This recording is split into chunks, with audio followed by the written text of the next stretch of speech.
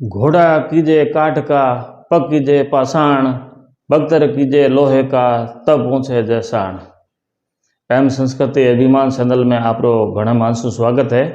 और आज हम जैसलमेर के भाटियों का इतिहास और जैसलमेर में जो हुए साके, जो 2.5 साकों के नाम से प्रसिद्ध रहे हैं, उनके बारे में आज हम अध्ययन करेंगे और इसकी हम जानकारी लेंगे। तो ये हमारा जो क्षेत्र जैसलमेर का क्षेत्र है, ये हमेशा अभावों का क्षेत्र रहा है। हमेशा यहाँ अकाल ही अकाल रहा है। तो इस क्षेत्र के लिए एक दोहा भी कहा गया है कि पग पुंगड़ धड़ कोटड़ो, उधर बीकानेर, भूलो छुखो जोधपुर और ठावो जैसलमेर। ये क्षेत्र हमेशा अकाल से रहा है। पग पुंगड़ धड़ कोटड़ो, कोटड़ा वो क्षेत्र यानी बाड़मेर के पास में जो कोटड़ा बागा और भारमली के लिए प्रसिद्ध रहा है, वो कोटड़ा क्षेत्र है। और ठावो जैसलमेर यानी जैसलमेर में तो हमेशा अकाल ही अकाल रहा है। तो ये बात है उस समय की, जब 6ठी शताब्दी भगवान श्री कृष्ण यदुवंशी थे।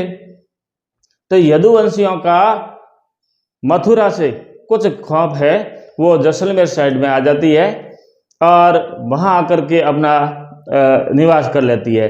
तो सबसे पहले ये यदुवंशी तनोट क्षेत्र में आते हैं और ये यदुवंशी उस समय ये भाटियों के नाम से जाने जाते हैं। तो तनोट के बाद में वे आते हैं लोधरावा और लोधरावा के बाद में आते हैं जैसलमेर। तो जैसलमेर के चारों तरफ धोरे ही धोरे हैं और धोरों के बीच में एक पहाड़ी है, त्रिकुट पहाड़ी। त्रिकुट पहाड़ी है उस जगह उस समय लगातार भाटियों का ही क्षेत्र था और लगभग 1155-56 की बात है। उसमें रावण, भाटी, जैसल, उन्होंने उस त्रिकुटी पहाड़ी के ऊपर एक बहुत बड़ा सा भव्य किला बनाया जो धवन किले के नाम से भी विख्यात है। वो लगभग धरती से 250 फीट ऊंचाई पर है और उसमें 99 प्राचीर बने हुए। वो पूरा का पूरा पीले पत्थर से बना हुआ है। इस कारण उसको स्वर्ण किला भी कहा जाता है और सोनार का किला भी कहा जाता है। और रात्रि के समय तो जब चंद्रमा की धवल चांदनी होती है तो वो पूरा का पूरा किला सोने जैसा दिखाई देता है। सोने के यानी इस किले के अंदर प्रवेश के लिए 4 पोड़ें बनी हुई है। गणेश पोड़ है, सूरज पोड़ है, भूत पोड़ है और हवा पोड़ है। तो इस तरीके से ये जैसलमेर, ये भाटियों का जो किला रहा है। लेकिन इस किले के ऊपर भी कई आक्रमणकारियों के द्वारा आक्रमण किए गए। उसमें ऐसा कहा गया कि खिलजी तुगलक आयो अठे, मुगल बलोच पठान, जीते जी न सकिया ले न सकिया, जूनो गढ़ जैसाण। यानी इसके ऊपर अलाउद्दीन खिलजी का भी आक्रमण हुआ, उस समय भी साका हुआ, फिरोज तुगलक का भी आक्रमण हुआ और एक धूत अमीर अली था कंधार का, उसका भी इसके ऊपर आक्रमण हुआ और वहां भी आधा साका हुआ था। अब साका का अर्थ होता है कि युद्ध के दौरान जो पुरुष होते हैं वो केसरिया धारण कर लेते हैं और महिलाएं हैं वो अपने इज्जत और स्वाभिमान को बचाने के लिए अग्नि में कूद जाती है, जिसको जोहर कहते हैं। कहीं अग्नि में कूदी है तो कहीं जल में कूदी है। इस तरीके से राजस्थान के जोहर है वो अपने आप में प्रसिद्ध रहे हैं। तो ये पहला जो साका है, ये लगभग बात आती है 13वीं सदी की, कि 13वीं सदी में उस समय जैसलमेर पर रावण मूलराज का शासन था, मूलराज और उनके भाई रतन सिंह। तो उस समय दिल्ली के शासन अलाउद्दीन खिलजी थे शासक। अलाउद्दीन खिलजी का माल है वो अफगान से दिल्ली की ओर आ रहा था और रास्ता था ये जैसलमेर वाला। तो बता रहे हैं कि जैसलमेर के रास्ते से जैसे ही वो उनका पूरा काफिला निकला था, माल भरा हुआ था, तो उस समय मूलराज और उनका भाई रतन सिंह, ये दोनों ही उनके ऊपर टूट पड़े और उनका सारा माल लूट लिया, जिससे अलाउद्दीन खिलजी नाराज हो गया। और दूसरा ये भी कारण बता रहे हैं कि मूलराज के जो भाई थे पुण्यराज, ये चरित्रहीन व्यक्ति थे, इस वजह से जैसलमेर के जितने भी सामंत थे उन्होंने उस पुण्यराज को वहां से निकाल दिया था और मूलराज को शासन दे दिया था।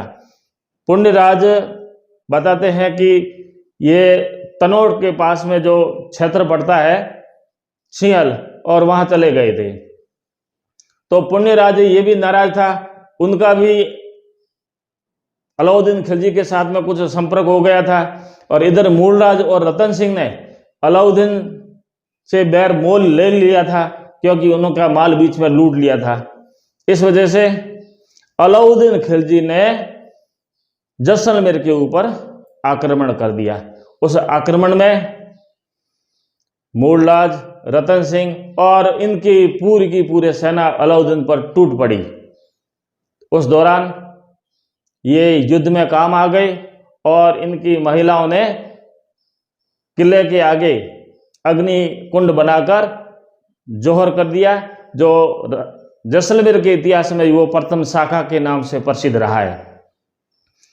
दूसरा शाखा है वो रहा है आपके राव दूदा के समय का, और राव दूदा के समय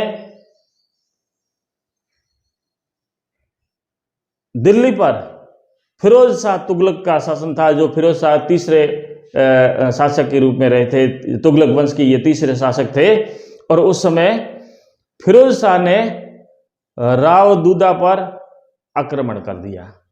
और उनका भी मूल कारण ये था कि फिरोज शाह का माल सक्कर जो पाकिस्तान में आया हुआ, सक्कर से दिल्ली की ओर आ रहा था, और ये रास्ता वही जैसलमेर वाला था।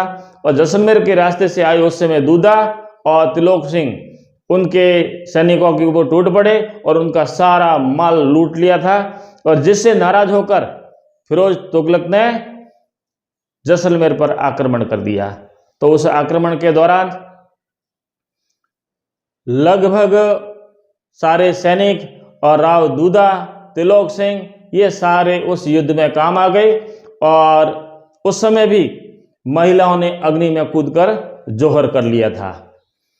तो ऐसा बताया जा रहा है कि जिस समय राव दूदा युद्ध भूमि में काम आ गए थे, उस समय उनकी पत्नी पीर थी, और पत्नी को पता चला तो उस समय दूदा की पत्नी ने उस समय के कवि सांदू कवि थे, उन सांदू कवि को कहा कि मेरे पति का सिर ढूंढ के लाओ और मुझे उनके साथ में सती होना है।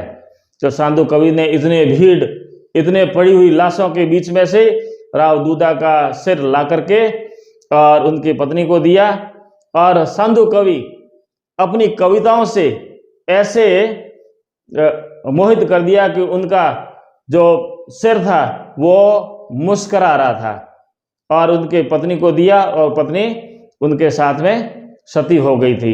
और तो उस समय ये दूसरा शाखा गिना जाता है। लगभग 1319 से 31 के बीच का जो दूदा का काल था, तो 1331 में दूदा है वो उस काम आ गए थे, और उस दिन ये जोहर हुआ था। अब बात करें तीसरे जोहर कहो, शाखा कहो, उस तीसरे शाखा की बात करें तो तीसरा शाखा पूर्ण रूप से शाखा नहीं हुआ। ये बात आती है, उस समय रावल थे लूणकरण, और एक कंधार जो अफगानिस्तान में है, कंधार से ये अमीर अली जो कि धूर्त था, और धूर्तता के कारण उनके भाइयों ने कंधार से निकाल दिया था। वो भटकता अपने काफिले के साथ में जैसलमेर पहुंच गया। तो धूर्तता के कारण उसने रावल लूणकरण के साथ में अच्छी मित्रता कर ली थी।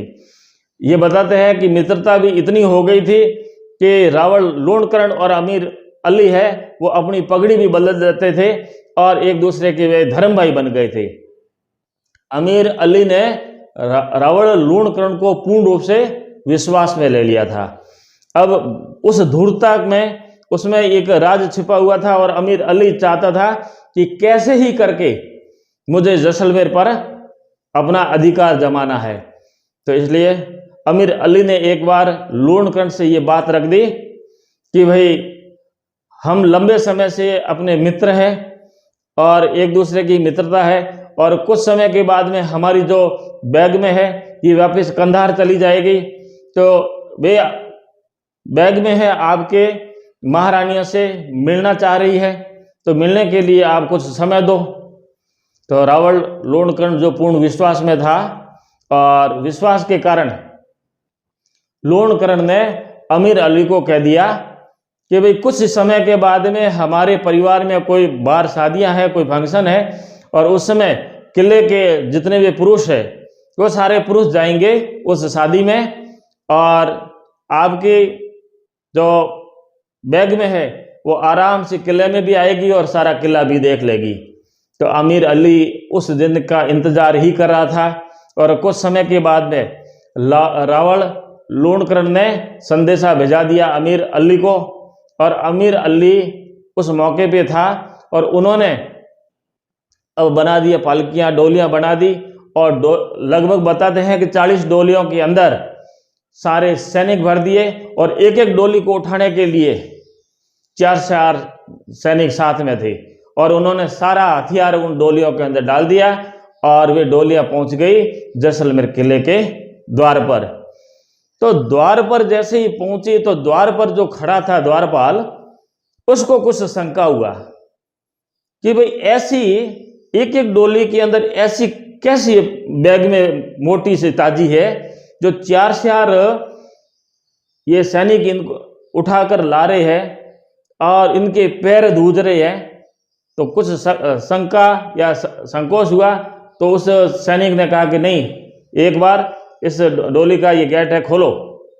तो उस समय अमीर अली ने मना कर दिया कि नहीं, आप हमारी बेगमों को नहीं दे सकते।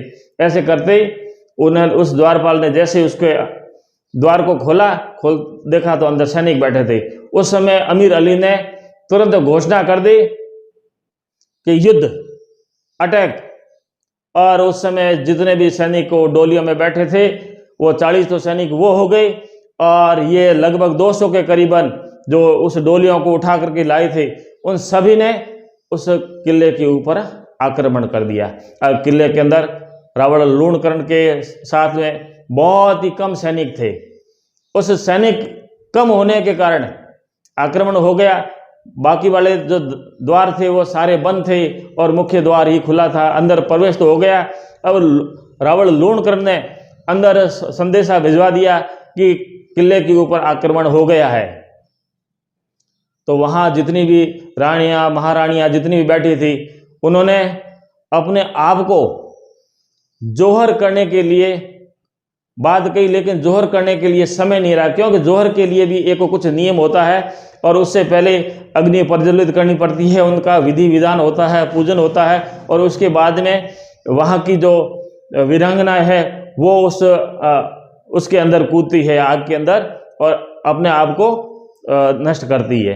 तो इतना समय मिला नहीं। तो उस समय रावण लूणकरण से कहा गया कि आप पहले तो हमारा सिर काट दो और फिर आप युद्ध में जाओ।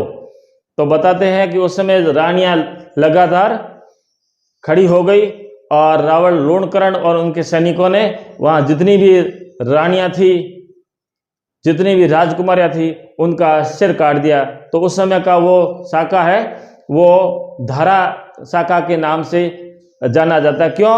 क्योंकि उस समय युद्ध में पुरुषों ने तो तुरंत केसरिया धारण कर लिया था, लेकिन महिलाओं को समय ही नहीं मिला अग्नि में कूदने के लिए, जोहर करने के लिए।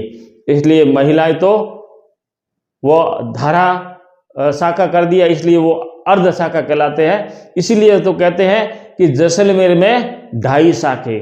पहला शाखा मूलराज के समय, दूसरा शाखा है दूधा के समय, और तीसरा शाखा होता है रावण लूणकरण। लूणकरण कौन? उमादेव के पिताजी। उमादेव जो राजस्थान के इतिहास में रूठी रानी के नाम से प्रसिद्ध है। तो ये जैसलमेर का एक ऐसा इतिहास रहा है, और ऐसे ही अगले इतिहास और लेके आएंगे। तो उस समय जैसलमेर के जो भाटियों ने जो किला भी बनाया था, और किला भी बड़ा ही गजब और श्रेष्ठ बनाया था, क्योंकि वो पीले पत्थर का बना हुआ था। जमीन से वो 250 फीट की ऊंचाई पे था। 99 प्राचीरें बनी हुई थी, और उनकी जो दीवारें थी वो भी 30-30 फीट की ऊंचाई पे थी। इसीलिए तो कहा जाता है कि गढ़ दिल्ली, गढ़ आगरो, अधगढ़ बीकानेर, भलो छिणायो भाटिए, सिरे जैसलमेर, सिरे जैसलमेर। धन्यवाद। अगली और ऐसी ऐतिहासिक कथा लेकर और आऊँगा, तब तक के लिए धन्यवाद।